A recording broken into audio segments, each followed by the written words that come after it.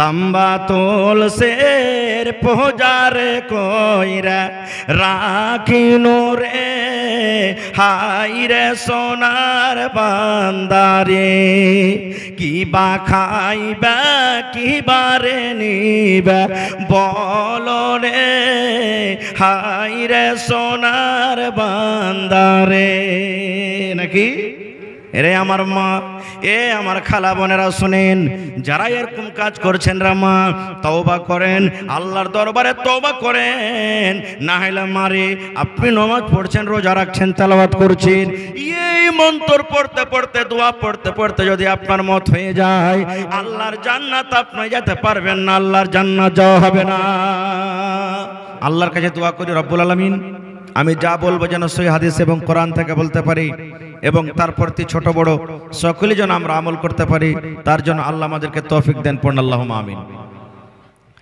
ভাই মুসলমান আজকে আপনাদের সামনে যে বিষয় নিয়ে আমি আলোচনা করব সেটা হলো নবী সাল্লাল্লাহু আলাইহি সাল্লামের সিরাত ও সুরাত নবীজির আখলাক ও চরিত্র এই সম্পর্কে কিছু আলোচনা করব কারণ আল্লাহ রাসূলের হাদিস আছে যার চরিত্র ভালো সে জান্নাতে যাবে যার আখলাক ভালো সে জান্নাতে যাবে মেলায় লোককে দেখবেন আমরা মৌলভী সাহেব আমাদের মধ্যেও আছে খুবই অহংকারী ঘামান্ডারি পাবলিককে পাবলিক মনে করবে না কত মালদার লোককে দেখবেন যারা গরিব মানুষকে পাসাং মনে করবে বেশি ডাই রকম করবি না তোকে ডাইল গলা করে গলে দেব বে কি মনে করেছিস তুই দেখেন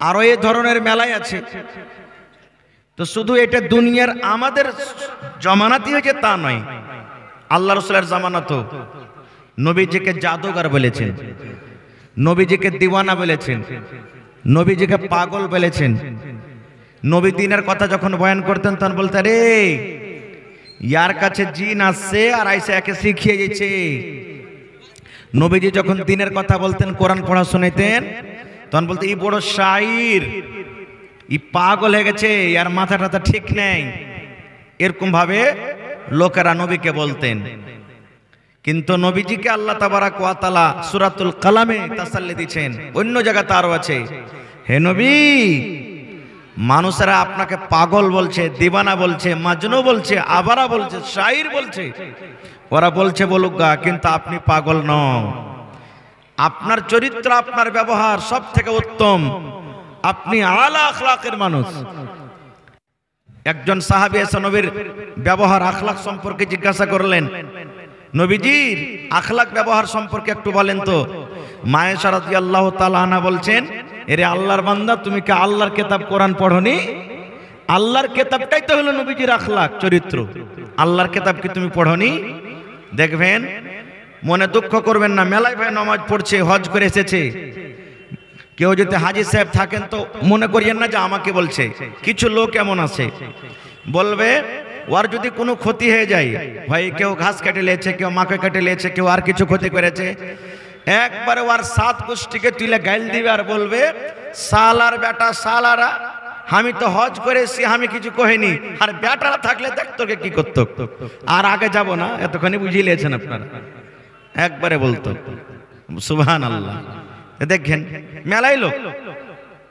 আল্লাহ রাসূলের জামানাতে একজন সাহাবী এসে নবীকে বলছেন আল্লাহ রাসূল আমার একটা পড়োশী আছে খুবই নামাজ পড়ছে বেশি রোজা করছে দান খায়রাত তো খুব বেশি করছে কিন্তু ওর চরিত্র ব্যবহার দেখে ওর পড়োশীটা ভালো নাই তো হুজুর কোনটা যাবে ও তো রাসূল বলছেন যে ও জাহান্নামে যাবে কি বলছেন জাহান্নামে যাবে বেশি বেশি নামাজ পড়ে বেশি বেশি রোজা রাখে বেশি বেশি দান খায়রাত করে এর মানে কি জি ভাই কয়েকটা নামাজ ফরজ আছে বলেন তো আপনারা মুখ খোলেন একটু কয়েকটা নামাজ ফরজ আছে এবার সেই সাহাবী বলছেন বেশি নামাজ পড়ছেন তো কি ও 6 ওয়াক্তের পড়তো এক মাস রোজা আছে কি ও 2 মাসের রোজা করতো না এর মানে হলো 5 ওয়াক্তেরই নামাজ পড়তেন নফল তাহাজ্জুদ বেশি পড়তেন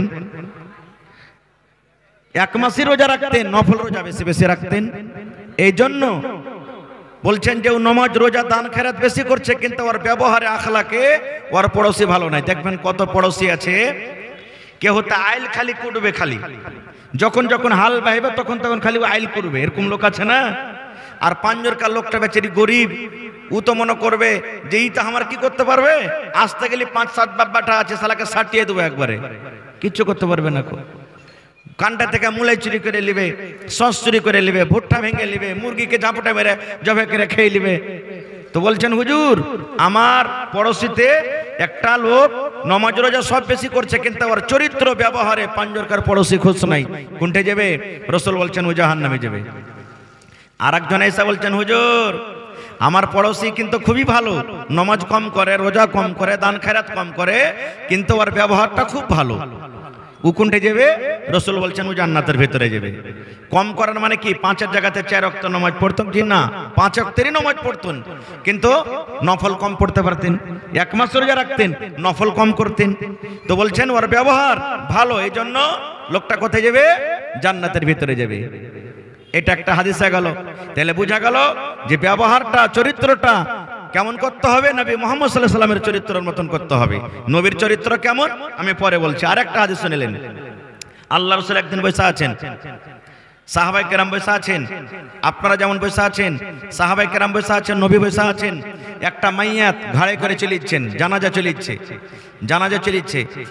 এবার নবীজি তখন সাহাবায়ে কেরামকে বলছেন, হা গো এই মাইয়াতটা জানাজা যে যাইছে, এই লোকটা কেমন? এই লোকটা কেমন? লোকটা ভালো, আর চরিত্র আখলাক আমল কেমন ছিল? কেমন লোকটা? আপনারা সবাই জানছেন, যদি খারাপ লোক মরে তো সবাই বলবে ইসালা মেরেছে তো ঠিক হয়েছে, বলবে না? বলবে না? আর ভালো লোক যদি মরে তো কি বলবে? আহ আহা রে, ও লোকটা কত ভালো ছিল রে, আহ আহা আহ চলে গেল লোকটা, আফসোস হবে না? হবে না? তো জানাজা চলিচ্ছে, নবীজি সাহাবীকে বলছেন, হ্যাঁ গো এই লোকটা যে চলিচ্ছে, লোকটা কেমন ছিল? ওর খুবই নাম করলে নবীজি, লোকটা খুবই ভালো, লোকটা এরকম ওরকম, ওর আদত চরিত্র আমল খুব ভালো, মানে খুব ভালো নাম করলেন। রাসূল বলছেন ওয়াজাবাত। রাসূল বলেন কি? ওয়াজাবাত, তারপরে ওয়াজিব হয়ে গেল। বসে আছেন, ফের কিছুক্ষণ পর আরেকটা জানাজা চলিচ্ছে। এবার নবীজি তার ব্যাপারে বলছেন, হ্যাঁ গো এই লোকটা কেমন বলো তো? তো সাহাবায়ে কেরাম ওর খুবই দুর্নাম করলেন, লোকটা খুব খারাপ, ওর আমল ভালো না, এরকম ওরকম হ্যান ত্যান, মানে খুব দুর্নাম করলেন। তো রাসূল বলছেন যে ওয়াজাবাত, তারপরে ওয়াজিব হয়ে গেল।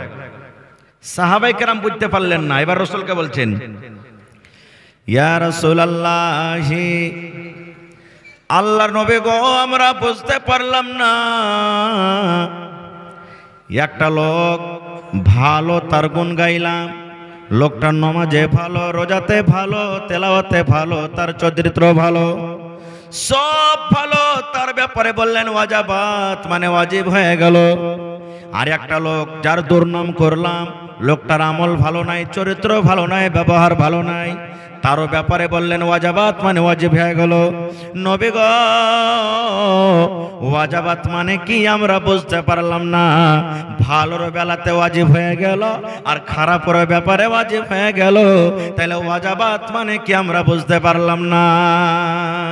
নবীজি ভালো গুণ গাইলাম তা ওয়াজিব, মন্দ গুণ গাইলাম তা ওয়াজিব। ওয়াজিবের মানে কি? দয়ার নবী বললেন, ও আমার সাহাবীরা তোমরা শুনে নাও, যে লোকটার তোমরা নাম করেছো, যে লোকটার তোমরা ভালো নাম করেছো, ওই লোকটা ওয়াজাবাত মানে ওয়াজাবাতিল জান্নাত, সেই লোকটা আল্লাহর জান্নাতে চলে যাবে, সেই লোকটা আল্লাহর জান্নাতে যাবে রে, তার জন্য জান্নাত ওয়াজিব হয়ে গেল, লোকটা আল্লাহর জান্নাতে চলে যাবে। আর যার তোমরা দুর্নাম করেছো, যার তোমরা খারাপ গুণ গাইছো, সে ওয়াজাবাতিন নার, সেই লোকটা আল্লাহর জাহান্নামের ভিতরে চলে যাবে। তাহলে ভালো ব্যবহার, ভালো চরিত্র, ভালো আখলাক, ভালো আমলওয়ালা আল্লাহর জান্নাতে যাবে। আর যার চরিত্র ব্যবহার ভালো নয়, যার আমল ভালো নয়, সেই লোকটা কিন্তু আল্লাহ রাব্বুল আলামিনের জাহান্নামে চলে যাবেন। নারে তাকবীর। ভাই আমার, তাহলে যত দুনিয়াতে নবী এসেছেন, সমস্ত নবীর চরিত্র আখলাক ভালো এবং আইব থেকে পাক, কোন নবীর মধ্যে আইব নেই। কোন নবীর কাছে বা কোন নবীর ব্যাপারে ওর কমের আইব লাগালছে, কিন্তু আল্লাহ তাবারাক ওয়া তাআলা তার আইবটাকে জাহির করে দিয়েছেন। যেমন একটা নবীর আপনাকে উদাহরণ দিচ্ছি, মুসা নবীর নাম শুনেছেন আপনারা? মুসা নবীর নাম শুনেছেন? এক ফাইটে এক কিলে ফেরাউনের একটা সিপাহীকে মেরে ফেলে দিয়েছিল ওই মুসা নবী, একটা ফাইটে। আমি ঘটনার দিকে যাব না। তো মুসা নবীর কমের নাম হলো বানি ইসরাইল। ওই কমেরা কি করত? উলঙ্গ হয়ে, মুসলিম শরীফের হাদিস, উলঙ্গ ল্যাংটা হয়ে গোসল করত, লজ্জা বড় করত না, ওরা ল্যাংটা হয়ে গোসল করত। ওর কমেরা উয়াকে দেখতো, উয়াকে দেখতো, ওর দিকে তাকাইতো, ওর দিকে তাকাইতো, মানে ল্যাংটা হয়ে গোসল করত ওর কমেরা। আর মুসা নবী লজ্জাশীল মানুষ, নবী তো ও আলাদা দূরে তখন গোসল করত, কাপড় পিন্ধে, কাপড় পিন্ধে গোসল করতেন। এবার তখন ওর কমের মধ্যে টোহা টিপে লাগিয়ে দিলে, হবে ই মুসা কেন আমার সাথে গোসল করে না, ব্যাপারটা কি? ইয়ার ওই বাটখারা বা অন্ডকোষ যাকে বলে, এটা কি বড় হয়েছে নাকি? এতে কি কোনো রোগ আছে? হাদিসের কথা বলছি ভাই। বলছে ওর অন্ডকোষ, অন্ডকোষটা বিচিটা এটা কি বড় হয়েছে? এতে কি কোনো রোগ আছে নাকি? এটা নবীর পর একটা টাইপ লাগা হয়েছে না, হয় না? হয়তো ওইটাকে লুকাবার জন্য ও আলাগ করে গোসল করছে, না হলে ও আমাদের সাথে কেন গোসল করবে না? এই দেখেন আল্লাহ রাব্বুল আলামিনকে এটা পছন্দ হলো না যে আমার নবী যে বিনা আইব আছে তাকে আইব লাগাবে। সুবহানাল্লাহ। একদিন মুসা আলাইহিস সালাম আলাদা করে গোসল করছেন, কিন্তু কি করেছে? কাপড়কে খুলে দিয়ে একটা পাথরের উপরে থিয়ে দিয়েছেন। যেমন আমরা গোসল করতে যাই ঘাটে, কোনো জায়গাতে ভালোভাবে তুই কাপড় কি তুই না, তো মুসা নবী কাপড় টাপড় জামা টামা যা ছিল খুলে টুলে ওর কমের কথা শুনে আলাদা গোসল করছে, কিন্তু খুলের কেড়ে ছেদেছে কাপড়ে পাথরের উপরে। এবার আল্লাহর দয়া কি দেখেন, যেমনই কাপড়টাকে থিয়া মুসা নবী গোসল করতে শুরু করেছে, মুসা নবীর কাপড় কোটাকে নিয়ে পাথর লেগেছে পালাইতে, পাথর লেগেছে পালাইতে। এবার মুসা নবী দেখছেন যারে এখানে মানুষজন কেউ নাই, পাথরে তো আমার কাপড় পালিয়েছে। তখন বলছে এ পাথর আমার কাপড়, এ পাথর আমার কাপড়, এ পাথর আমার কাপড়, মানে আমার কাপড় দে। আচ্ছা বলেন তো, এরকম ভাবে যদি একটা লোক যদি চিৎকার করে চিল্লায়, আশেপাশেকার লোক ওর দিকে তাকাবে কি তাকাবে না, যে কি কারণে লোকটা চিল্লাইছে? আর পাথর ওই কমেরা যেদিকে গোসল করছে মুসা নবীর ওদিকে দৌড়িয়ে চলেছে পাথর। মুসা নবী পিছে পিছে পাথরকে ডাকছে, পাথর আমাকে কাপড় দে, আমাকে কাপড় দে। আর পাথর কাপড় নিয়ে পাল্লে চলেছে। যেতে যেতে যেতে পাঞ্জরে যখন চলে গেছে, সুবহানাল্লাহ, সবাই তখন তাকিয়ে দেখছে, দেখে তখন বলছে হবে যেটা মনে করছো না সেটা তো লয়, ঠিকঠাকই তো লাগছে, ভালোই আছে, অন্ডকোষ তো ভালো হয়ে আছে, এর তো কোনো আইব রোগ বিধি নেই। মুসা নবী তখন রাগ করে পাথরের উপরে 5-7 বাড়ি মেরেছে, যে পাথরের দাগ হযরত আবু হুরায়রা রাদিয়াল্লাহু তাআলা বলছেন যে ওর মায়ের চোটে পাথরের দাগ লেগে গেছে, দাগ পড়ে গেছে। সুবহানাল্লাহ। তাইলে ভাই দুনিয়াতে যত নবী এসেছেন সমস্ত নবীর আখলাক, ব্যবহার, চরিত্র একবার উত্তম, ভালো, আফজাল। আরেকটু আগে চলেন, নবীজি কত সুন্দর ছিলেন। ইউসুফ নবীর ব্যাপারে সবাই জানছেন যে ইউসুফ নবী সুন্দর নাকি? হানা বলেন, জানছেন না? জানছেন না? ইউসুফ নবী কত সুন্দর ছিলেন জানেন? মুসলিম শরীফের একটা হাদিস এসেছে, আল্লাহ রাসূল বলেছেন দুনিয়াতে যত মানুষ এসেছেন কিয়ামত পর্যন্ত আসবে, সমস্ত মানুষকে আল্লাহ অর্ধেক সূরাত দান করেছেন। আমাকে, আপনাকে, ওয়াকে, ওয়াকে, ওয়াকে, ওয়াকে, হালেমাকে, জায়দাকে, খালেদাকে, সেফারাকে, এই পারাকে, ভোল্টুকে, লালটুকে, পুলটুকে, এইকে, পিঙ্কুকে, রিঙ্কুকে, টিঙ্কুকে, যত মানুষ আছে অর্ধেক রূপ দিয়েছেন। আর অর্ধেক রূপ মুসা নবীকে একাই দান করেছেন। আল্লাহ রাব্বুল আলামিন অর্ধেক রূপ একাই দান করেছেন। ভাই মুসলমান, এইবারে মুসা নবীর ঘটনা আমি বলতে যাব না, কত সুন্দর ছিলেন, একটুখানি আপনাকে শুধু দেখাবো। মুসা নবী, ইউসুফ নবী আজিজে মিস্র, মিশরের বাদশাহ ওর একটা গোলাম বানিয়ে নিয়েছিলেন তাকে, ইউসুফ নবীকে। ওর স্ত্রীর নাম হলো জুলাইখা। জুলাইখার বাড়িতে থাকে, সব সময়তে ঘোরাফেরা করে। এবার আস্তে আস্তে আস্তে জুলাইখা ইউসুফ নবীর পিছে পাগল হয়ে গেলেন, দিওয়ালা হয়ে গেলেন। তার মহব্বতে, প্রেমে, ভালোবাসাতে, তার রূপ দেখে, চরিত্র দেখে, ব্যবহার দেখে, সৌন্দর্য দেখে আস্তে আস্তে আস্তে পাগল হয়ে গেলেন, দিওয়ানা হয়ে গেলেন। এবারে আস্তে আস্তে কথাটা, এই সমস্ত কথাগুলা কি ছুপিয়ে থাকবে ভাই? থাকবে না, জীবনে কোনোদিন ছুপিয়ে থাকবে না। এই কথাগুলা জেনা, ব্যভিচার, এই ভালোবাসা অমুক তমুকের কথা কোনোদিন ছুপিয়ে থাকবে না। খুব আস্তে আস্তে ওই পড়োশি জানতে পারলে, ও জানতে পারলে, ও জানতে পারলে, ও জানতে পারলে, একদিন তখন টোহাটিপা শুরু করে দিয়েছে। হে আল্লাহ, আর তোমরা জানো জিবুবু মাই লোকের যা কথা বলছে, কি হয়েছে? বলছে যে জুলেখা যা আছে বাদশার স্ত্রী, ওর গোলাম ইউসুফের পিছে পাগল হয়ে গেছে। ছি, একটা বাদশার স্ত্রী কি গোলামের পিছে পাগল হয়? এই দেখেন, মায়লোক বলে না যে মায়লোকের 36টা কল্লা। বিবি জুলেখা কিন্তু খুব চালাক হুঁশিয়ার। কোনো গল্প বলি না ভাই, সূরা ইউসুফ খুলে দেখবেন, একবারে পেয়ে যাবেন, তরজমা খুলে দেখবেন। এবারে বিবি জুলেখা তখন বলছে যে থাম রে লিস্সি লাগানি রে, আমাকে তোরা পাগল বলছিস যে একটা গোলামের পিছে পাগল হয়ে গেছে? তোরাকে মজা দেখাচ্ছি আমি। কি মজা? যারা যারা এই কথাগুলা বলেছে রাগাইতো সবটিকে একদিন দাওয়াত করেছে যে আমার বাড়িতে তোরা দাওয়াত, অমুক দিন চলে আসিস। সবাই চলে এসছে। আর ইউসুফ নবী তো খুবই সুন্দর রে ভাই, ওকে এমন এমন সুন্দর সুন্দর জামা কাপড় পিন্ধালছে, আরো সুন্দর হয়ে গেছে। এবারে জুলেখা বলছেন ইউসুফ রুমের ভিতরে থাকবে, আর আমি যখন ইশারা করব তখন তুমি মজলিসের ভিতরে শুধু এই রাস্তা দিয়ে যাবে, এই মাথা দিয়ে আর ওই মাথা দিয়ে তুমি বের হয়ে যাবে, তোমাকে কিচ্ছু করতে হবে না। বলছে ঠিক আছে। সুবহানাল্লাহ। এবার এখানটা করে চাকু একটা করে ফল দিয়েছে সবটি মহিলাকে কাটতে জুলেখা, যে আমি যখন অর্ডার করব তখন তোমরা ফল কাটবে, এর আগে কিন্তু তোমরা কেউ কাটবে না। খুব ঠিক আছে। সবাইকে চাকু আর ফল দিয়ে দেওয়া হয়েছে। সব অপেক্ষা করছে, ইন্তজার করছে যে জুলেখা কখন কাটতে বলবে রে। এবারে জুলেখা বলছেন ইউসুফকে, ইউসুফ ইশারা করছে এখন তুই মজলিসে এসো। মজলিসে যেমন এসেছে এদিকে এরাকে ইশারা করছে যে তোমরা ফল কাটো, চাকু দেখাও এখন। ওরে আল্লাহ, তার সৌন্দর্য, তার রূপ, তার চেহারা দেখে সবাই ওর দিকে দেখছে, সবাই দেখছে ওর দিকে, আর ফল কাটতে শুরু করেছে। ওর রূপে, ওর সৌন্দর্যের কারণে ওরা বুঝতে পারে না যে আমরা ফলে চাকু দিচ্ছি কিংবা নিজের লোকে চাকু দিচ্ছি। আল্লাহ কোরআন বলছেন সুবহানাল্লাহ। এবার সব নিজের নিজের লোক কাটছে, ফলের জায়গাতে লোক কাটছে, দেখছে এরকম করে লোক কাটছে, সব ছুরি ঘুষছে। এবার যখন লোক কাটতে লেগেছে, রক্ত বইতে লেগেছে, তখনই বিবি জুলেখা বলছেন এ পাগলি গালা, আরে তোরাকে ফল কাটতে বলেছি, ফল না কেটে নিজের যে লোক কাটে তোরা বসে আছিস। তখন দেখছে আরে যা যা, কি হলো, যা যা যা যা। তখন সবটি মহিলা বলছেন মালাকুন কারীম, আরে জুলেখা এটা মানুষ না, এটা বুজুর্গ ফেরেশতা। তখন বিবি জুলেখা কি বলছেন, রে আল্লাহর বান্দে, একটা নজর মাত্র তোমরা ইউসুফকে দেখেছো, একটা নজর মাত্র তোমরা, একটা সেকেন্ড, একটা মিনিট তোমরা ইউসুফকে দেখেছো।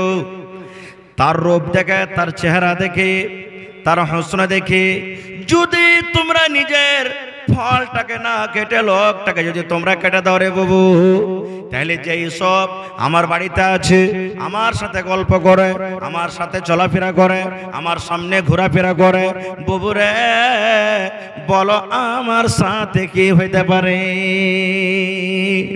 এবার তখন বিবি জুলেখা বলছেন বাবু রে, তাহলে তোমরা তো বুঝে নিয়েছো ইউসুফকে আমি কত ভালোবাসি, কি কারণে আমি ভালোবাসি। তোমরা আমার তরফ থেকে তা তোমরা একটু পায়রাবি করে দাও, ইউসুফকে তোমরা বলো যে ইউসুফ যাতে আমাকে ভালোবাসে।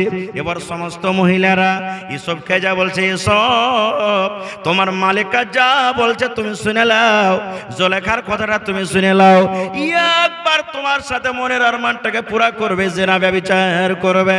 ইউসুফ তুমি তার কথাটা শুনে নাও, তার কথাটা মেনে নাও। এবারে বলছেন না আমি তার কথা মানবো না, দুনিয়ার যদি কোনো মানুষ দেখতে না পায় তবে একজন দেখছেন যার নাম হলো আল্লাহ। আমি ইউসুফ আমি তার সাথে এরকম কাজ করতে পারবো না। এইবারে মহিলারা তখন বলতে লাগলেন, ও ইউসুফ রে, যদি তুমি তোমার মালিকার সাথে যদি একটা কথা না মানো, তার কথা না শোনো, যদি তার সাথে তুমি একবার জেনা না করো, তার সাথে যদি মিলনটা না করো, তাহলে তোমার মালিকার রাগ করে তোমাকে জেল ঘরাতে বন্ধ করে দিবে, কায়েদখানাতে বন্ধ করে দিবে। এবারে আল্লাহ রাব্বুল আলামিন কোরআনে বলেন, ইউসুফ নবী তখন বলেছেন, মহিলারে, দুনিয়ার মহিলারা তোমরা শুনে নাও, যদি আমাকে জেল ঘরে বন্ধ করে দেয় আমি তাইয়ার আছি, রাজি আছি, আমি হাসতে হাসতে খুশি হয়ে জেল ঘরে চলে যাব, কিন্তু আমি ব্যভিচার জেনার জন্য আমি জুলেখার কথা আমি শুনতে পারবো না। জুলেখার কথা শোনার থেকে আমার জেল ঘরটা বেশি ভালো। নারে তাকবীর।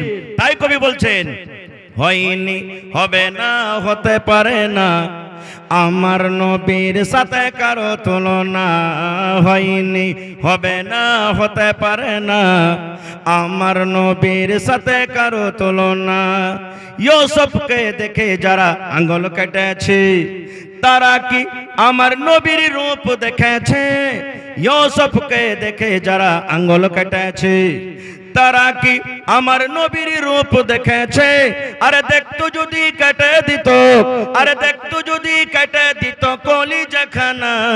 হয়নি, হবে না, হতে পারে না। আমার নবীর সাথে কারো তুলনা হয়নি, হবে না, হতে পারে না। আমার নবীর সাথে কারো তুলনা। যার শানে আল্লাহ তাআলা করলেন ঘোষণা, খুলুকে আজিম আমার শাহে মদিনা, মুসলমানি নবী ছাড়া কিছুই মানে না। হয়নি, হবে না, হতে পারে না। আমার নবীর সাথে কারো তুলনা। নারে তাকবীর। এবার নবীর চেহারা দেখেন, নবী কত সুন্দর ছিলেন। ঈশ্বর নবীর কথা শুনলেন। আল্লাহর নবী একদিন বসে আছেন, 14 দিনকার পূর্ণিমা চাঁদ। 14 দিনকার চাঁদ কেনা পূর্ণিমা বলি? একবারে গোল হয়ে চাঁদটা হয়ে আছে, পূর্ণিমা একবারে গোটা চাঁদ হয়ে আছে, আর বাদল নাই, একবারে ঝকঝকে আলো। এবার নবীর পাঞ্জরে আবু হুরায়রা রাদিয়াল্লাহু তাআলা একজন সাহাবী বসে আছেন। একবার চাঁদের দিকে দেখছেন, একবার নবীর চেহারার দিকে এরকম করে দেখছেন, আবার একবার চাঁদের দিকে দেখে দেখছেন, আবার একবার নবীর চেহারার দিকে দেখছেন। 2-4 বার দেখা পর এবার নবী তখন বলছেন, আবু হুরায়রা ব্যাপার কি? তুমি একবার চাঁদকে দেখছো, একবার আমার দিকে দেখছো। ওরে সুবহানাল্লাহ। এইবারে আবু হুরায়রা রাদিয়াল্লাহু তাআলা বলছেন, নবী গো, আমি আবু হুরায়রা পার্থক্য করতে পারি না গো নবীজি, আমি ফয়সালা নিতে পারি না কি 14 দিনকার চাঁদ বেশি সুন্দর, কি আপনি নবীজি চাঁদের থেকে বেশি সুন্দর। আমি পার্থক্য করতে পারি না যে 14 দিনকার চাঁদটা বেশি সুন্দর কি আপনি বেশি সুন্দর। আচ্ছা আপনারা বলেন তো, আমাদের শরীরটা যখন ঘেমে যায় তো ভালো লাগে না খারাপ লাগে? জোরে বলেন, খারাপ লাগে না? এখানে যদি কোনো একটা লোক হোটেল থেকে আসছে, কাম কাজ করে আসছে, গাঞ্জি টাঞ্জি সব হইতে গেছে, যেমনই আপনি নমাজে পাঞ্জরে দাঁড়াইবে তেমনি একটা বাসনা করবে, দুর্গন্ধ করবে, করবে না? করবে না? তখন আমরা বলবো কারে গোসল টোসল করে, গোসল টোসল করে। কিন্তু ওরে আল্লাহ, আমার নবী কত সুন্দর ছিলেন। ওরে আল্লাহ, নবীর ঘাম কেমন ছিল শুনলেন? আনাস বিন মালিক রাদিয়াল্লাহু তাআলা আনহু একজন সাহাবী বলেন, আল্লাহর নবী উম্মে সুলাইমের বাড়িতে একদিন নবীজি ঘুমিয়ে আছেন, চামড়ার বিছানাতে নবী ঘুমিয়ে আছেন। হ্যাঁ রে আমার দয়ার নবী কত কষ্ট করে রাত কাটালছেন, দিন কাটালছেন রে বন্ধু। কতদিন নবী আমার খাজুরের পাটিতে, খাজুরের চাটাইতে, সপের উপরে নবী আমার ঘুমিয়েছিলেন। ওই যুগে নবীজির জন্য বিছানা ছিল না। ওরে আল্লাহ, নবীর জন্য চাদর ছিল না, দয়ার নবীর জন্য তোশক ছিল না। এত কষ্ট করে নবী আমার ঘুমালছেন, আর আমাদের জন্য আজকে দেখেন তোশক, মাথাতে বালিশ তোলা দিয়ে। দয়ার নবীর বালিশের কথা একটু শুনেন। দয়ার নবীর বালিশ ছিল কিসের? দয়ার নবীর বালিশ হলো খাজুরের যে চুকা আছে, খাজুরের যে ছিলকা আছে, এই ছিলকা দিয়ে দয়ার নবীর বালিশ তৈরি করা হইতো। ওই আমার দয়ার নবী চামড়ার বিছানাতে একদিন নবী ঘুমিয়ে আছেন। গরমের টাইম, আপনারা জানেন, আমরাও জানি, যখন আমরা ঘুমিয়ে থাকি গরমের টাইমে, গরমের সময়তে আমাদের শরীরটা ঘামে কে ঘামে না? বলেন, ঘামে কে ঘামে না? বিছান ভেজে যায়, চাদর ভেজে যায়। এই মতো দয়ার নবী ঘেমে গেছেন। দয়ার নবী পাসিনা চলে এসেছে। আমার নবীর ঘাম গোলা, ওখানে তো কোনো সুতির কাপড় নাই যে সুচে নেবে। দয়ার নবী যেমনই ঘেমেছে, চামড়াতে ওই ঘাম গোলা বাঁধিয়ে বাঁধিয়ে গেছে, চামড়াতে ওই ঘাম গোলা, পাসিনা গোলা জমা জমা হয়ে গেছে। এইবারে উম্মে সুলাইম, আর একটা হাদিস আছে নবীজির ফুফু, নবীজি আমার ঘুমিয়ে আছেন, দয়ার নবী আমার জানেন না। এবার নবীজির ওই ঘাম লাওয়ার জন্য নবীজির ফুফু এবং অন্য একটা হাদিস আছে উম্মে সুলাইম আনাস বিন মালিকের মা, ওরে সুবহানাল্লাহ, একটা ছোট্ট আতরে যেমন শিশি হয়, আতরের যেমন বোতল হয়, ওই আতরের বোতল নিয়েছে নবী আমার ঘুমিয়ে আছেন জানেন না, নবীজির ওই ঘাম গলাকে পাসিনা গলাকে নিয়ে ভর্তি করছেন, ঘাম গলাকে নিয়ে বোতলে ভর্তি করা হয়েছে। এই করতে করতে দয়ার নবী পট করে জেগে গেলেন। জেগে যাওয়ার পর এবার বলছেন ফুফু তুমি কি করছো, কি ব্যাপার তুমি আমার কাছে কি করেছো? এবার বলছেন বেটা মোহাম্মদ আমি তোমার ফুফুরে বেটা, তুমি যে ঘেমে গেছো, এই তোমার শরীরে যে ঘাম এসেছে রে ধন, এই পাসিনায় ঘাম গোলাকে আমি বোতলে ভর্তি করছি। এবার নবীজি বলছেন ফুফু জান তুমি এই ঘাম গোলা বোতলে ভর্তি করে কি করবে, তুমি এই পাসিনা গোলা ভর্তি করে কি করবে? এবার বলছেন বেটারি দুনিয়াতে কোনো এরকম আতর নাই, দুনিয়াতে এরকম কোনো খুশবু নাই, দুনিয়াতে এরকম কোনো সেন্ট নয় রে ভাতিজা কি তোমার পাসিনা তোমার ঘামের থেকে সেন্টওয়ালা হইতে পারে। বেটারে আমার বাড়িতে যে আতর আছে রে ধন, আমার বাড়িতে যে খুশবু আছে, ওই খুশবু গলার সাথে তোমার এই পাসিনা গলা এক ফোঁটা দু ফোঁটা করে আমি মিলিয়ে দেব, আর আমি নিজের কাপড়ে নিজের গায়ে লাগাবো। শুধু তানের নয়, এই আমার মোহাম্মদ ছেলে তুমি শুনে নাও, আমি যেদিন মরে যাব আমার আত্মীয়রাকে আমি আদেশ করে যাব, ওসিয়ত করে যাব, আমি যেদিন মরে যাব যেন তোমার এই ঘামটা আমার এই কাফনের কাপড়ে ছিটিয়ে দেওয়া হয়। নারে তাকবীর, সুবহানাল্লাহ। দেখেন নবীজির ঘাম দেখেন। এবার নবীজির ব্যবহার সম্পর্কে একটা হাদিস শুনেন। টাইম আমার খুব একবারে শর্ট করে পালাইছে, আর দুটা মতো হাদিসের কথা বলবো, হাদিস লম্বা কিন্তু ছোট্ট করে বলবো। এখানে হাজী সাহেব তো আশা করছে কেউ আছেন, কোন জায়গাতে জরুর হাজী সাহেব মজলিসে আছেন, কাবা শরীফ দেখে এসেছেন। আল্লাহ রসুল যখন নবী হননি তার আগেও মক্কার লোকেরা কাবা শরীফের তওয়াফ করতে হজ করতে আসতো। এবারে নবীজি নবী হলেন, তারপরও মানুষরা হজ করতে আসছেন। এবারে মক্কার সমস্ত লোক কি নবীর কথা মেনেছিলেন বলেন তো? জোরে বলেন মেনেছিলেন? মানেনি। নিজের চাচা মানেনি, নবীজির নিজের আপন চাচা নবীর কথা মানেনি, এরকমও হয়েছে। এবারে সুবহানাল্লাহ, এবারে মক্কার লোকেরা যারা বাহির বিদেশ থেকে হজ করতে আসতো তারাকে এলান করতো, রে ভাই তোমরা হজ করতে এসো, হজ করে চলে যাও, কিন্তু ভাই রে এই মক্কাতে একটা মোহাম্মদ আব্দুল্লাহর ছেলে মোহাম্মদ একটা ছেলে আছে, ওর সাথে ভাই দেখা করিস না তোরা, এত বড় জাদুঘর, এত বড় তার কাছে জিন আছে, যদি একবার দেখা করিস তার সাথে তোকে নিজের কবজাতে করে নেবে, কিন্তু ভাই রে খবরদার ওর সাথে দেখা করিস না। ভাই যত লোক মানা করে নবীকে দেখার জন্য অত লোক লালায়িত হয়ে থাকে, হ্যাঁ সারা জীবনে আর আসতে পাবো কি পাবো না, চল একবার দেখেলি দেখা যাবে ওর চেহারাটা কেমন। সুবহানাল্লাহ, চল দেখেলি একবার চেহারাটা কেমন। ভাই সব লোকের কথা বলতে পারবো না। জামাত বলে একটা খুব বড় শায়র, আরবির পণ্ডিত আর ওঝা করবে আছে না নেই?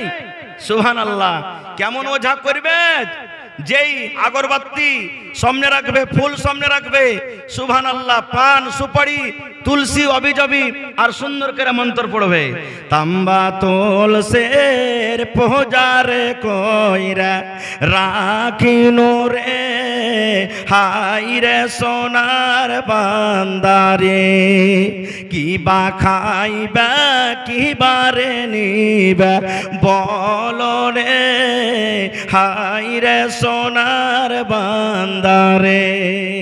নাকি এরে আমার মা, এ আমার খালা বোনেরা শুনেন, যারা এরকম কাজ করছেন রা মা তওবা করেন, আল্লাহর দরবারে তওবা করেন, না হলে মারে আপনি নামাজ পড়ছেন, রোজা রাখছেন, তেলাওয়াত করছেন, এই মন্ত্র পড়তে পড়তে দোয়া পড়তে পড়তে যদি আপনার মত হয়ে যায়, আল্লাহর জান্নাত আপনি যেতে পারবেন না, আল্লাহর জান্নাত যাওয়া হবে না।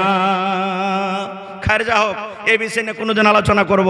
তবে জামাত বলে একটা লোক হজ করতে এসছে, বড় শায়ের, ওই কোচ মানে ওঝা কবিরাজ, ও যখন শুনেছে যে মোহাম্মদের সাথে দেখা করতে হবে না, তখন একটা লোককে বলছে, এ ভাই আমি মোহাম্মদের সাথে দেখা করব, আমি একটা ওঝা কবিরাজ, আমি ওর কাছে যা জিন ভূত আছে আমি আমার কাছে টেনে নেবো।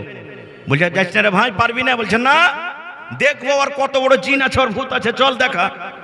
এবার নবীজি আমার নামাজ পড়ছেন, নবীজি নামাজ পড়ছেন, এবার ওই ওঝা কেসা তখন বলছেন যে এই দেখো এটা হলো মোহাম্মদ নামাজ পড়ছে। এবার জামাত বলে ওই শায়ের ওই কবিরাজ পিছন দিকে বসে গেছে যে নামাজ পড়া হবে তখন দেখা করব। এবার নবীজি নামাজ পড়লেন, নামাজ পড়ার পর যেমনই ঘুরেছে পিছন দিকে দেখছে একটা অপরিচিত আজনবী লোক বসে আছে। এবার নবীজি তখন লোকটাকে বলছেন, রে আল্লাহর বান্দা, কে তুমি, কোথা থেকে তুমি এসেছো, কি কারণে এসেছো? এসো বাবা তুমি আমার পাঞ্জরে এসো, এসো বাবা তুমি আমার পাঞ্জরে বসো, কি কারণে এসেছো বাবারে তুমি বলো। ওরে আল্লাহ, নবীজির যে মিষ্টি কথা শোনা পরে তার দিলে কেন দেখে গেছে। হ্যাঁ, মক্কার লোক কইছে যে লোকটা বলে পাগল, মক্কার লোক বলছে যে লোকটা বলে জাদুগার, এত মিষ্টি ভাষা এত মিষ্টি কথা, এই লোকটা তো এরকম হইতে পারে না, লোকটা তো চরিত্র খুব ভালোই লাগলো। এবার পাঞ্জরে এসেছে, আসার পর তখন নবী বলছেন যে তোমার নাম কি? বলছে আমার নাম হলো জামাত। বলছে কি কারণে এসেছো? বলছে আপনার নাম কি মুহাম্মদ? বলছে হ্যাঁ। তো বলছে যে আমি শুনলাম যে আপনাকে জিনে নাকি ধরে নিয়েছে, তো আপনার জিনটাকে ধরতে এসেছি আমি। হাদিসের কথা বলছে আপনার জিনটাকে ধরতে এসেছি। রাসূল তখন মুচকে মেরে হাসা বলছেন যে জিন ধরতে এসেছো না? তো বলছে ধরো, তাহলে কেমন করে ধরবে? তখন বলছেন আপনি আপনার জিনটাকে ডাকেন আগে, তাহলে তো ধরবো। বলছেন না, তুমি কবিরাজ ওঝা, তুমি আমার জিনটাকে ডাকো আর ডেকে করে ধরো। বলছেন না, আপনি ডাকেন, আপনি আপনার জিনকে ডাকেন। ওরে আল্লাহ, দয়ার নবী এবার শুরু করে দিলেন, ইন্নাল হামদালিল্লাহ নাহমাদুহু ওয়া নাস্তাঈনুহু ওয়া নাস্তাগফিরুহু ওয়া নাউযু বিল্লাহি মিন শুরুরি আনফুসিনা ওয়া মিন সাইয়্যাতি আমালিনা মান ইয়াহদিহিল্লাহু ফালা মুদিল্লা লাহু ওয়া মান ইউযলিলহু ফালা হাদিয়া লাহু ওয়া আশহাদু আল লা ইলাহা ইল্লাল্লাহু ওয়াহদাহু লা শারীকা লাহু ওয়া আশহাদু আন্না মুহাম্মাদান আবদুহু ওয়া রাসূলুহু। ও তো একটা শায়র, আরবির পণ্ডিত। তখনই একবার শুনে বলছেন, ওরে আল্লাহ, এই তো জাদুঘরের মতন কথা লাগে না, এই মানুষের ভাষা লাগে না। আরে আমি জামাত আরবির এত বড় একটা পণ্ডিত, এরকম আরবি তো আমার বাপ ও 14 গোষ্ঠী জীবনে কোনোদিন শুনিনি। এই লোকটাকে বলছে পাগল। তখন আবার জামাত বলছেন, মোহাম্মদ তুমি আর একবার তুমি পড়ে শুনিয়ে দাও, যে কথাগুলা কালেমা গোলা পড়লে তুমি একবার আর শুনিয়ে দাও বাবারে। নবীজি আবার পড়িতে লাগলেন, ইন্নাল হামদালিল্লাহ নাহমাদুহু ওয়া নাস্তাঈনুহু ওয়া নাস্তাগফিরুহু করে করে নবীজি গোটা পড়ে দিলেন। এবার বলছেন জামাত, নবী গো আর একবার তুমি পড়ে শুনিয়ে দাও, এই কথাগুলা শুনতে আমাকে কত মজা লাগছে, এই কথাগুলা শুনতে আমাকে কত ভালো লাগছে, এরকম কথা আমি জীবনে কোনোদিন শুনিনি, একটু আর একবার পড়ে দেও। এবার দয়ার নবী আবার পড়িতে লাগলেন, ইন্নাল হামদালিল্লাহ নাহমাদুহু ওয়া নাস্তাঈনুহু ওয়া নাস্তাগফিরুহু। এবার 3 বার কিংবা 4 বার যখন পড়া হয়েছে, এবার কবিরাজ এসে বলছেন, মোহাম্মদ নবী গো আপনি নিজের হাতখানা আপনি আমাকে বাড়িয়ে দিন, আমি আপনার জিন ধরতে এসেছিলাম, আমার নিজের জিন নেমে গেছে। নবী গো আপনাকে আমি নবী বলে মানলাম, আমি আপনার প্রতি ঈমান আনলাম, আপনি নিজের হাতখান বাড়িয়ে দেন, আমি জামাত আপনার হাতে হাত লাগিয়ে কালেমা পড়ে আমি মুসলমান হয়ে গেলাম। নারে তাকবীর, সুবহানাল্লাহ। নবীজির ব্যবহার দেখেন, চরিত্র। আর একটা হাদিস শুনেন, আমি বেশি আর ওয়াজ করব না, একটা হাদিস বলবো। আর যায়েদ বিন হারিসা রাদিয়াল্লাহু তাআলা আনহু একজন সাহাবী, ছোট্ট কালে মায়ের সাথে সফরে ছিলেন, 7-8 বছর বয়স, গুন্ডারা হামলা করে দিয়েছে। যেমন আজ থেকে 10 বছর আগে রাস্তাতে পথে আমাদের দিকে গাড়ি ঘোড়া চুরি হতো না, হানা বলেন, দিনের বেলাতে একবারে বন্দুক ধরিয়ে তো ফুটুস করে মেরে যাচ্ছিল, কাড়ে নিলে সব। আল্লাহর রহমতে গুলো কমে গেছে। মাঠে ধান থাকেনি, মেশিন থাকেনি, এখন সবকিছু বাইরে থেকে আল্লাহর রহমতে, আল্লাহর দয়াতে, নাকি ওই যুগে গুন্ডাগার্দি হয়তো। তো যায়েদ বিন হারিসা রাদিয়াল্লাহু তাআলা আনহু ছোট বাচ্চা, মার সাথে যে গুন্ডারা হামলা করে দিয়েছেন। এবার যতটি কিডন্যাপ হলো তাদের মধ্যে যায়েদ বিন হারিসা একদিন, এবার এই বাজার থেকে ওই বাজার, ওই বাজার থেকে ওই বাজার, আগেতে গোলাম বিক্রি হতো, যেমন এখন গরু ভেস বিক্রি হয়েছে, বাজারে তখন গোলাম বিক্রি হতো। এই হাট ওই হাট, এই হাট ওই হাট করতে করতে করতে শেষ পর্যন্ত মা খাদিজা রাদিয়াল্লাহু তাআলা আনহার বাড়িতে চলে এলেন গোলাম যায়েদ বিন হারিসা। এবার নবীর সাথে যখন বিবাহ হয়ে গেলেন, কার? মা খাদিজার। তখন মা খাদিজা রাদিয়াল্লাহু তাআলা আনহা নবীজিকে তোহফাতে গিফট দিয়ে দিলেন যে যায়েদ আজ থেকে তুমি আমার স্বামীর বাড়িতে থাকো, স্বামীর পাঞ্জরে থাকো, আর খিদমত করবে, খাদেম হয়ে থাকো। এবার করতে করতে করতে জায়েদ বড় হয়ে গেছে এখন। এবার জায়েদের যেখানে বাড়ি ওখানকার লোকেরা হজ করতে এসেছে, হজ করতে এসে তখন জায়েদকে চিনে নিয়েছে। বলছে হাজি তোমার নাম কি জায়েদ লয়? বলছে হ্যাঁ। বলছে তোমার বাপের নাম কি হারেস লয়? বলছে হ্যাঁ। বলছে তুমি তো মায়ের সাথে হারিয়ে গেছিলেন? তো হ্যাঁ। বলছে ওরে আল্লাহ তোমার মা তোমাকে ঢুঁড়া ঢুঁড়া ঢুঁড়া পাগল হয়ে গেছে, আমি এক্ষুনি যা বলছে তোমার বাপকে যে তোমাকে এখান থেকে নিয়ে যাবে। বলছে কার বাড়িতে আছো? বলছে মোহাম্মদ বিন আব্দুল্লাহর বাড়িতে আছি। বলছে ঠিক আছে।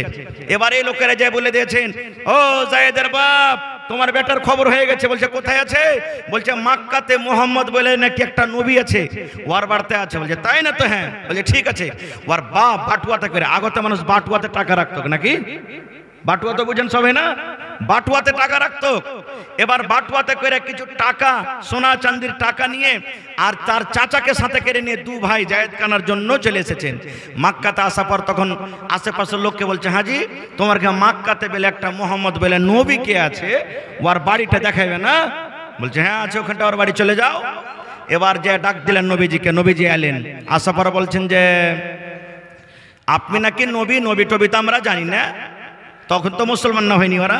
বলছে নবী টবি তো জানি না, শুনেছি যে আমার একটা বেটা জায়েদ হারিয়ে আছে মেলাদিন থেকে, আপনার বার্তা আছে, তা আমাকে ছেলে আমাকে ফেরত দিয়ে দেন, যা টাকা নেবেন তার বদলেতেই দেখেন বাটুয়াতে টাকা আছে, আপনি টাকা নেন, যদি আরো বেশি লাগে তো বেশি দেন, ওখান থেকে ছেলেটা ওয়াপাস করে দেন।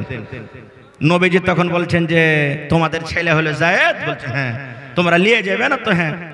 এবার রাসূল বলছেন যে ঠিক আছে, যদি তোমাদের ছেলে তোমাদের সাথে যায় তো টাকা লাগবে না, বিনা টাকাতে তোমরাকে দিয়ে দিব, আমার কোনো আপত্তি নাই। তোমাদের ছেলে যদি তোমাদের সাথে যায় তো আমি নবী ঘুরিয়ে দিব তোমরাকে। এবার ওর বাপ আর চাচা বলছেন হ্যাঁ আপনি টাকা তো দেখেন, আইসা জড়িয়ে ধরে নিবে আমরাকে। মানে ওর বাপের মতন যে আর বাড়তে কত কষ্টতে আছে, খাইতে পাই না, কাপড় পাই না, কত রকম কষ্টতে আছে, কত মেয়ের খেয়েছে, কত গাইল খেয়েছে, কত কি খেয়েছে, এইটাই ওর বাপ মনে করেছে। ওরে সুবহানাল্লাহ। তখন ওরা বসলেন। এবার দয়ার নবী জায়েদকে ডাক দিয়েছেন, জায়েদ ও বাবা জায়েদ তুমি কোথায় আছো, তাড়াতাড়ি করে এসো। যেমন নবীর কথা তার কানে পড়েছেন, সমস্ত কাম কাজকে বাদ দিয়ে দৌড়াতে দৌড়াতে দৌড়াতে দৌড়াতে দয়ার নবীর কাছে এসে হাজির। লাব্বাইক ইয়া রাসূলুল্লাহ, নবী গো আমি জায়েদ হাজির আছি। কি বলছেন নবী গো, বলেন কি করতে হবে আমাকে, কোন কাম করতে হবে, কেন আপনি আমাকে ডাকলেন?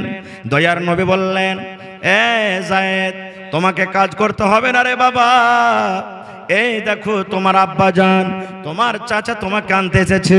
তুমি ছোট্টবেলাতে ছোট্ট বয়সে তুমি হারিয়ে গেছিলে, তোমার আব্বা তোমার চাচা খবর পেয়ে তোমাকে আনতে এসেছে। বাবারে তুমি বাড়ির ভেতরে চলে যাও, আর তোমার যা দরকারি মতন সামান আছে, কাপড় লুঙ্গি পায়জামা পিরন যা আছে তুমি নিয়ে চলে যাও, তোমার আব্বা তোমার কাকা তোমাকে আনতে এসেছে। ওরে আল্লাহ নবীর চরিত্র, নবীর ব্যবহার, দয়ার নবীর আখলাক দেখেন। যেমন কথাটা বলা, নবীজি আমার বসে আছেন, জায়েদ রাদিয়াল্লাহু তাআলা আনহু নবীজির হাঁটুতে যেমন মানুষ সাজদা দেয়, এই মতো জায়েদের চোখ দিয়ে ঝরঝর করে পানি ঝরতে হয়েছে। জায়েদ কাঁদতে শুরু করেছেন। দয়ার নবী হাঁটুতে মাথাটা ঠাকিয়ে দিয়ে বলছেন, নবী গো আমার আব্বা আমাকে জন্ম দিয়েছে, কিন্তু আমি আমার আব্বার সাথে যাব না। যেই তালিম, যে জ্ঞান, যে বুদ্ধি, যে সম্মান আমি আপনার কাছে পেয়েছি, আমার বাবার কাছে আমি জীবদিন পাইনি। নবী গো আপনি হলেন আমার আব্বা জান, আর আপনার স্ত্রী মা আয়েশা হলেন আমার মা। আপনাকে আমি আব্বা বলে ডাকবো, আমি আয়েশাকে মা মা বলে ডাকবো। আমি আপনার কাছে থাকবো, আপনার বাড়িতে থাকবো, আমি আপনার নিজের আব্বা চাচার সাথে আমি ফিরে যাব না। নারে তাকবীর। ওরে আল্লাহ, যেমন কথাটা বলা, দয়ার রাসূল বললেন জায়েদের বাপ এখন তোমরা ফয়সালা করো। এখন জায়েদ তো তোমাদের সাথে যেতে চায় না, এখন তোমরা কি করবে? জায়েদের আব্বা তখন বলছে, বাবা রে তুমি এই গোলাম হয়ে কেন থাকতে চাইছো রে বাবা? এই মুহাম্মদের বাড়িতে কেন তুমি থাকতে চাইছো? তুমি আজাদ হয়ে যাবে, চলো তুমি আমাদের সাথে চলো। বলছে আব্বা গো আমি গোলাম হয়ে আছি, কিন্তু গোলামের কষ্ট কি আমি মুহাম্মদের বাড়িতে জীবনে আমি কোনোদিন দেখিনি। আমাকে আমার বাড়িতে, আমি তার বাড়িতে আছে, জীবনে আমাকে রাগ করে কোনোদিন গালি দেয়নি। আমি যদি কোনো কাজ ভুল করে দিয়েছি, রাগ করে আমাকে কোনোদিন মায়ের ধর করেনি, ডাঁটেনি।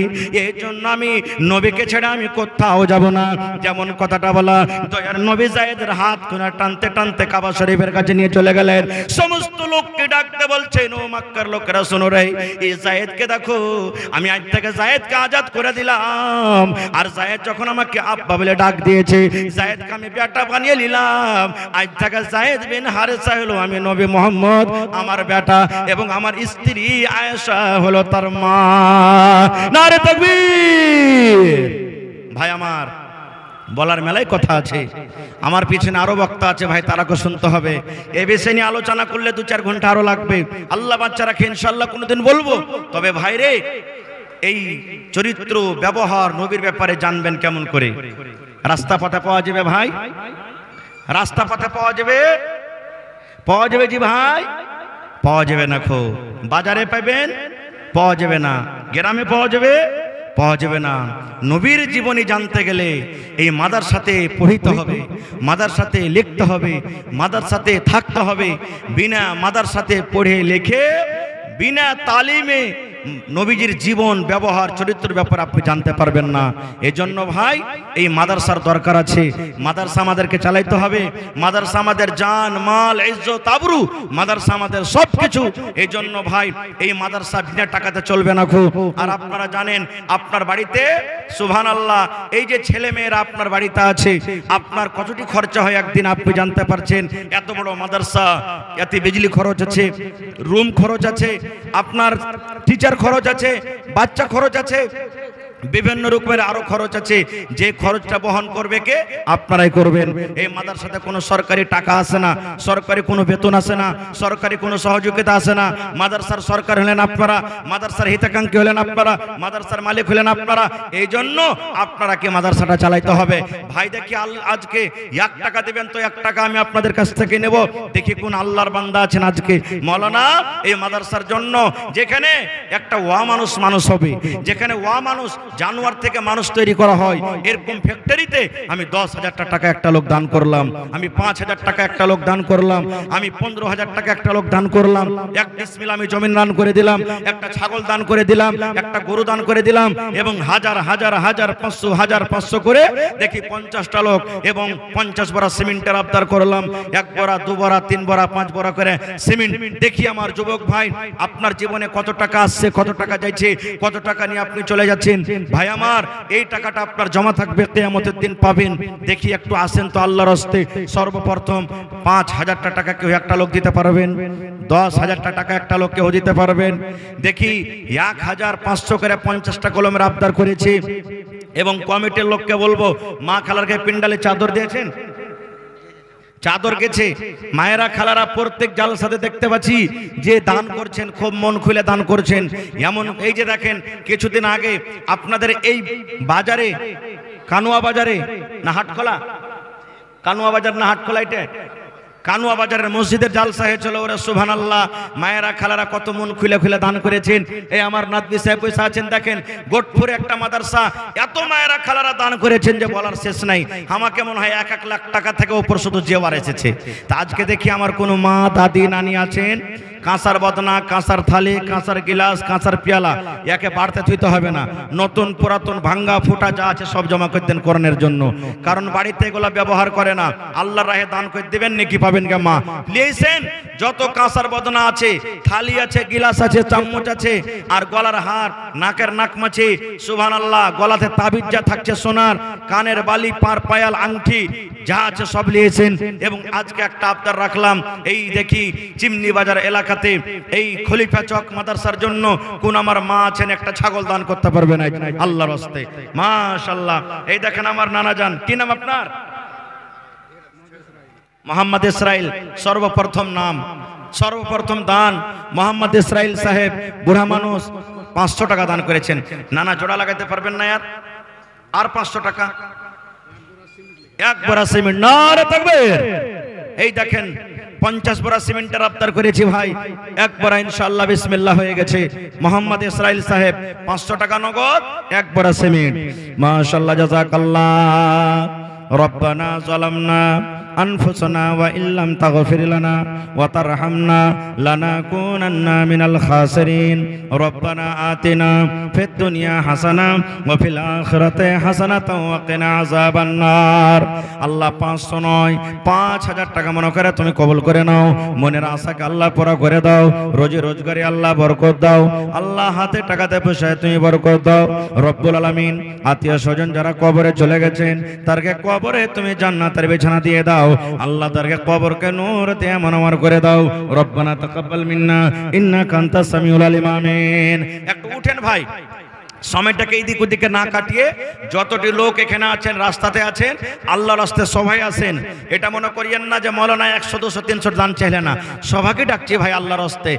আপনি 1 টাকা পারবেন 1 টাকাই দেন, কিন্তু খালি হাতে কেউ ঘুরে যাবেন না। একটু আইসেন আমার সাথে সালাম করেন আর দোয়া দেন আর দোয়া নেন ভাই। আমি আপনাদেরকে অন্তর থেকে দোয়া দেবো, আপনারাও আমাকে অন্তর থেকে দোয়া দেন। আর আইসে যতদূর যে পারবেন দান করেন। যারা মাকই লাগালছেন মাকই দিবেন, ধান দিবেন, টাকা দিবেন। আইসেন ভাই একটু মেহরবানি করে। মাশাআল্লাহ, আইসেন সালাম করে লি। আবুল কাসিম ভাই 1 কুইন্টাল মাকই আর 200 টাকা নগদ নাকি? আর 300 টাকা হলো না? না 500 টাকা পুরিয়ে দেন। মাশাআল্লাহ, চলেন 50 কুইন্টাল কমসে কম মাকই গেলে লিখে দেন। আল্লাহ দেখে মাকই চারিদিকে আছে। মাশাআল্লাহ, জাযাকাল্লাহ। আল্লাহ আমার নানা জানে 1 কুইন্টাল মাকই, ওরে সুবহানাল্লাহ, 200 টাকা দান করে গেল। আল্লাহ তার দান তুমি কবুল করে নাও। মনের আশাকে আল্লাহ পুরা করে দাও। রোজে রোজগারে আল্লাহ বরকত দাও। কামাই থামাই আল্লাহ বরকত দাও। আল্লাহ আত্মীয় স্বজন যারা কবরে চলে গেছেন তারকে কবরে জান্নাতের বিছানা দিয়ে দাও। আরো একটা